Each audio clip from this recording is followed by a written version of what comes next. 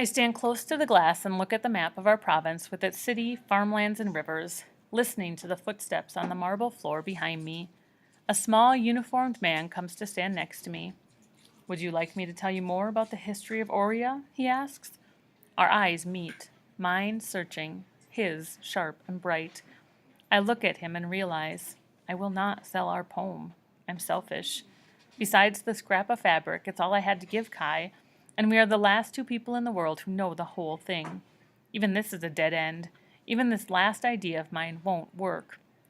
I could trade the poem, but it would gain me nothing. This isn't something I can barter. It's something I have to do. No, thank you, I tell the man, even though I would like to know the true history of this place where I live, but I don't think anyone knows it anymore. Before I leave, I look once more at the geographic map of our society. There, in the middle of the map, fat and happy, sit the large, plump shapes of the provinces, and around their edges are all the outer provinces, the lines dividing them into sections, but none of them are named. Wait, I call out to the man. He turns to me and looks back expectantly. Yes? Does anyone know the names of the outer provinces? He waves his hand, uninterested now that he knows that he isn't going to get something worth trading from me. That is their name, he calls back. The outer provinces. Those blank, divided outer provinces on the map hold my gaze. The map is thick with letters and information, and it's hard to make out all the names. I scan them over, not really reading them, not sure what I'm looking for. Then, something stands out to me. One piece of information lodges in my sorting brain. Sisyphus River. It threads through some of the western provinces and then through two of the outer provinces and off into the void of the other countries. Kai must be from one of those two outer provinces, and since that's where the attack came when he was young, that could be where the trouble is now. I lean closer to the map to memorize the location of the two places that might be his. I hear footsteps coming closer, again, and I turn. Are you sure I can't help you with anything? The small man asks. I don't want to trade anything, I almost exclaim to him, and then I realize that he seems to be sincere. I point to the Sisyphus River on the map, one tiny black thread of hope running along the paper. Do you know anything about this river? His voice hushes. I heard a story about it once when I was younger.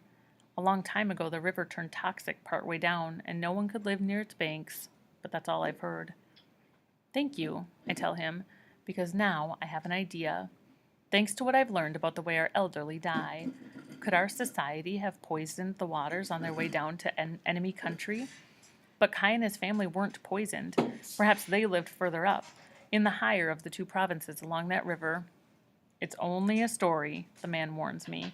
He must have seen the hope flash across my face. Isn't everything? I say. I walk out of the museum, and I do not look back. My official waits for me in the green space outside the museum. Wearing white, sitting on a white bench, backed by a white-yellow sun. It's too much. I blink. If I close my eyes a little, I can pretend that this is the green space next to the game center, where I will meet my official for the first time. I can pretend that she's going to tell me there's a mistake with my match, but this time things will take a different turn, go down a different path, one where Kai and I can be happy together. But there is no such path, not here in Oria. She gestures for me to come and sit by her on the bench. It strikes me that she's chosen a strange place to meet, right here next to the museum doors. Then I remember that it's a perfect place, still and empty. Kai was right. No one here is interested in the past. The bench is carved of stone and feels solid and cool from the hours it spends in the shade of the museum. I put my hand against the rock after I sit down, wondering where they quarried the stone, wondering who had to move the rocks. This time, I speak first. I made a mistake. You have to bring him back. Kai Markham has already had one exception made for him. Most aberrations don't even have that, she says. You're the one who sent him away. You've proven our point. People who let the data slide, who let emotions get involved, create a mess for themselves. You did this, I say. You set up that sort. But you performed it, she says. Perfectly, I might add. You might be upset, his family might be devastated, but it was the right decision as far as his ability was concerned. You knew he was more than he pretended to be. He should be the one who decides whether to go or stay. Not me, not you. Let him choose. If we did, everything would fall apart, she says patiently. Why do you think we can guarantee such long lifespans?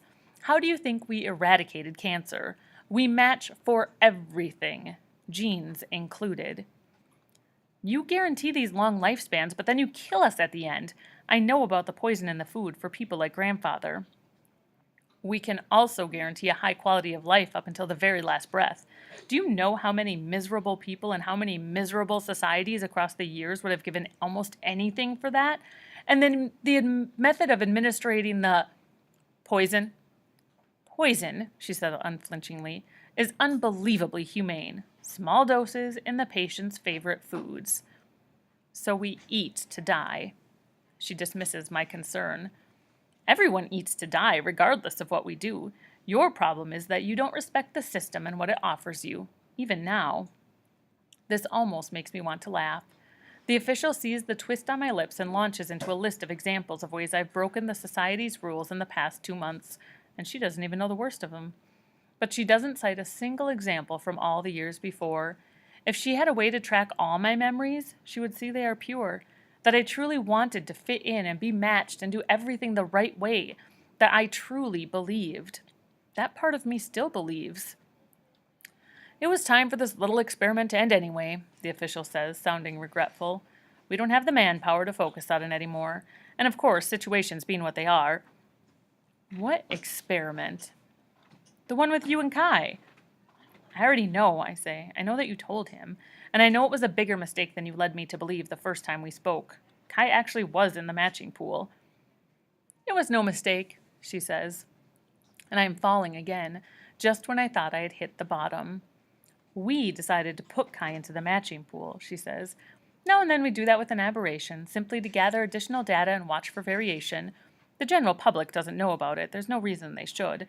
What's important for you to know was that we were in control of the experiment all along. But the odds of him matching with me are virtually impossible, the official agrees. So you can see why we were intrigued, why we let you see Kai's picture so that you would be curious, why we made sure you were assigned to the same hiking group, and then to the same pairs, why we had to follow it through at least for a time. She smiles. It was so intriguing. We could control so many variables. We even reduced your meal portions to see if that would make you more stressed, more likely to give up. But you didn't. Of course, we were never cruel. You always had sufficient calories. And you're strong. You never did take the green tablet. Why does that matter? It makes you more interesting, she says. A very intriguing subject, in fact. Ultimately predictable, but still unusual enough to want to watch. It would have been interesting to see your situation play out to the final predicted outcome. She sighs, a sigh of genuine sadness. I planned to write an article about it. Available only to select officials, of course. It would have been an unparalleled proof of the validity of matching. That's why I didn't want you to lose your memory of what happened this morning at the airtrain station. All my work would have been for nothing.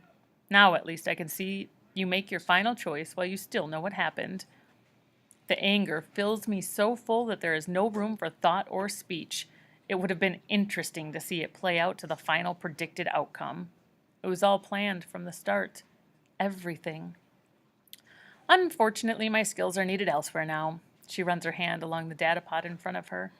We simply don't have time to monitor the situation anymore, so we can't extend it any longer. Why tell me all this, I ask. Why do you want to know every last detail? She looks surprised. Because we care about you, Kasia. No more or less than we care about all of our citizens. As the subject of an experiment, you have a right to know what happened. The right to know the right to make the choice we know you'll make now instead of waiting any longer. It's so funny, her use of the word choice. So intentionally hysterical that I would laugh if I didn't think it would come out sounding like a cry. Did you tell Xander? She looks offended. Of course not. He's still your match.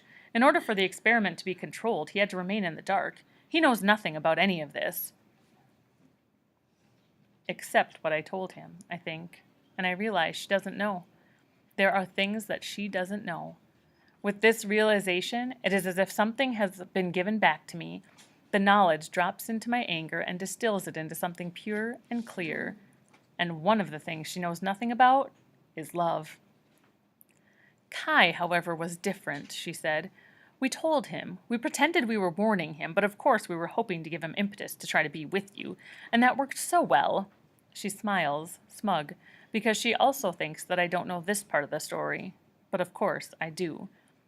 So you watched us all the time, I say. Not all the time, she answers. We watched you well enough to get an effective sample of what your interactions were like. We couldn't watch all of your interactions on the hill, for example, or even on the smaller hill. Officer Carter still had jurisdiction over that area and did not look kindly on our being there. I wait for her to ask. Somehow I know she will. Even though she thinks she has an accurate sample, there is part of her that has to know more. So what did happen between you and Kai? She asks. She doesn't know about the kiss. That was not what sent him away. That moment on the hill is still ours, mine and Kai's, ours. No one has touched it but the two of us. This will be what I have to hold on to as I go forward, the kiss and the poem and the I love yous we wrote and said. If you tell me, I can help you. I can recommend you for a work position in the city. You could stay here. You wouldn't have to leave the farm for the farmlands with your family. She leans closer. Tell me what happened.